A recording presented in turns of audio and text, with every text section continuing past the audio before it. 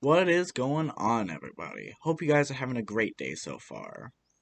You saw the title, you clicked the video.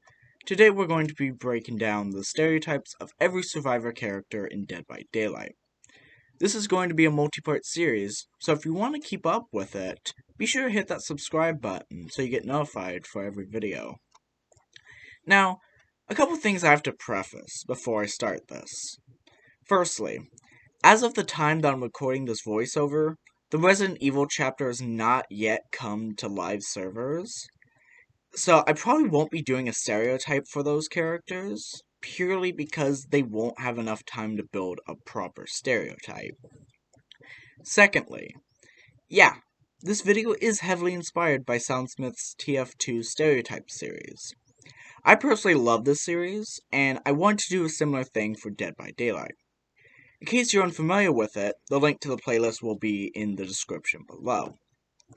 Lastly, I do have an obligation to provide this disclaimer. This video is for entertainment purposes only. Stereotypes exist for a reason, but they aren't the standard or set in stone rule.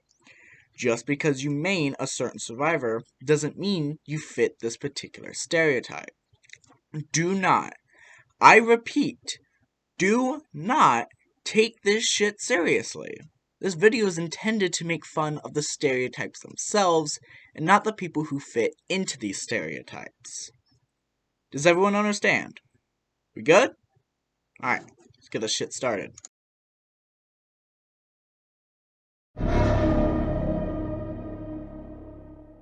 So, Dwight has two main stereotypes. The first one is the baby Dwight. This is the guy who just installed the game and doesn't know what the hell he's doing. Typically run full default, and they're really just completely clueless. Some people will try and go full default Dwight to hide their actual skill level, but more often than not, these are actual legitimate noobs.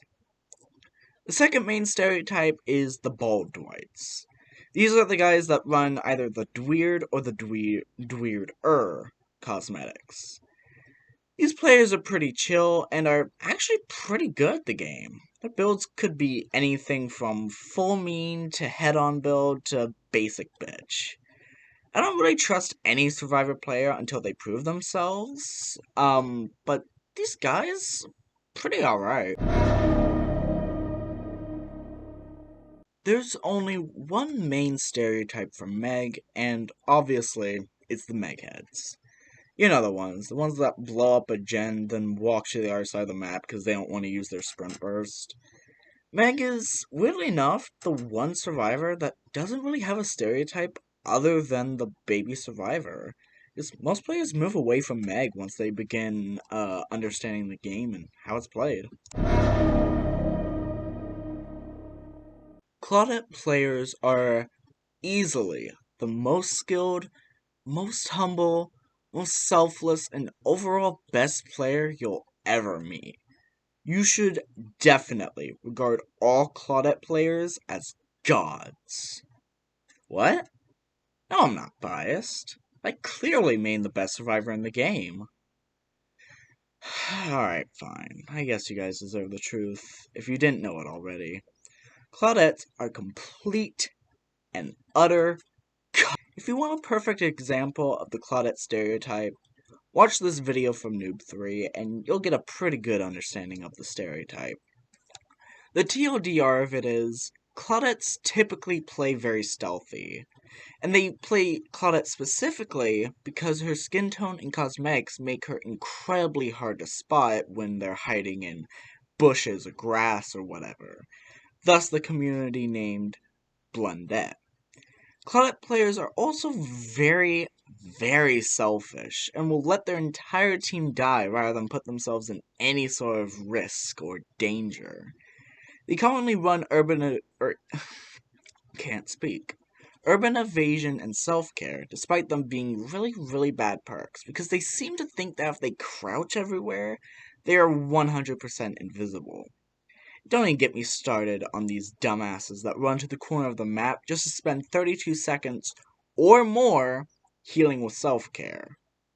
To my fellow Claudette mains, pick up the slack, guys. You're making all of us look bad. Jake Park. Oh boy, Jake Park. Jake is one of Dead by Daylight's few examples of a war pig. Now, what is a war pig? War pig is a term coined by Soundsmith in his TF2 Stereotype videos. And a war pig is a character or item that holds a very specific stereotype. It's the stereotype that the person who uses said character or item overestimates their own skill by a large portion. For example, a bad Jake player will tend to think that they are incredibly good at the game, and an actually good Jake player will think they are the best thing to happen to DVD since the retirement of Moonlight offerings. Neo players tend to fall into one of two categories: Blendette in training and Noob 3 wannabe. Within a few seconds of interaction, it'll be fairly obvious which one the Nia you're facing is. The former is going to be urban evading everywhere and generally being useless, while the latter typically wears bright or neon cosmetics and always has a flashlight in their hands. They always go for flashlight saves, blind at every pallet, all that stuff. They also tend to be the biggest assholes in the community. They think they're hot shit. Guess you could say that Nia's yet another war pig. I don't really see it as much, but if you were to say that Nia is a war pig, I wouldn't disagree. Build players are typically the most boosted players you'll encounter in this game. These are the type of players that get flashlight saved at Shack, then immediately throw God Palette before the stun wears off, and then somehow goes down within the next 5 seconds of throwing the safest palette in the game. Despite having the teachable perk Borrowed Time, build players typically don't run it, and instead just farming off the hook for no reason whatsoever. I've actually gotten to the point where I don't save build players anymore, just because they're more useful dead than alive. Two things that apply to every David player. They always run dead hard, they're always cocky to some extent. I have never seen a David that doesn't run dead hard. If you encounter a David that doesn't have dead hard, capture it, contain it. It is a creature more rare than a hillbilly player after the nerf. As for the cockiness, it's not that Davids think that they're really good at the game. It's more that they think they can get away with things that they really can't, and it ends up getting them killed. It's less about skill and more about just general survivor capabilities. Well, that's all the stereotypes I have for right now. If I missed something, or you want to chime in some suggestions for later survivor stereotypes, be sure to tell me down in the comments, because I'm always open to suggestions.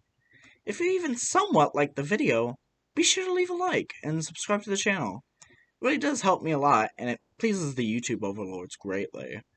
Thank you guys so much for watching, and as always, I'll see you in the next video. Later, guys.